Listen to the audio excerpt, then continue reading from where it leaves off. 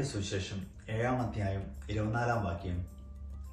എൻ്റെ ഈ വചനങ്ങൾ ശ്രവിക്കുകയും അവ അനുസരിക്കുകയും ചെയ്യുന്നവൻ പാറമേൽ ഭവനം പണിയുന്ന വിവേകമതിയായ മനുഷ്യന് തുല്യനായിരിക്കും. ഈ വചനം നമ്മെ ഒരു പ്രധാന സത്യത്തിലേക്ക് നയിക്കുന്നു. നാം വചനം കേൾക്കുന്നവർ മാത്രമായാൽ പോരാ, അതിനെ നമ്മുടെ ജീവിതത്തിൽ നടപ്പാക്കുമ്പോഴാണ് നമ്മുടെ ആത്മീയ അടിസ്ഥാനം പാറ പോലെ ഉറപ്പാകുന്നത്. നാം ക്ഷമിക്കുമ്പോഴും സത്യസന്ധത പുലർത്തുമ്പോഴും കുടുംബത്തിനായി ചെറിയ ചെറിയ ത്യാഗങ്ങൾ ചെയ്യുമ്പോഴും പ്രാർത്ഥനയിൽ സ്ഥിരത പുലർത്തുമ്പോഴും ഇവയെല്ലാം പാറമേൽ വീട് പണിയുന്ന ചെറിയ ചെറിയ കല്ലുകളാണ്. ജീവിതത്തിൽ കാറ്റും മഴയും വരും. രോഗങ്ങൾ, സാമ്പത്തിക ബുദ്ധിമുട്ടുകൾ, കുടുംബത്തിൽ പ്രശ്നങ്ങൾ, ഏകാന്തത.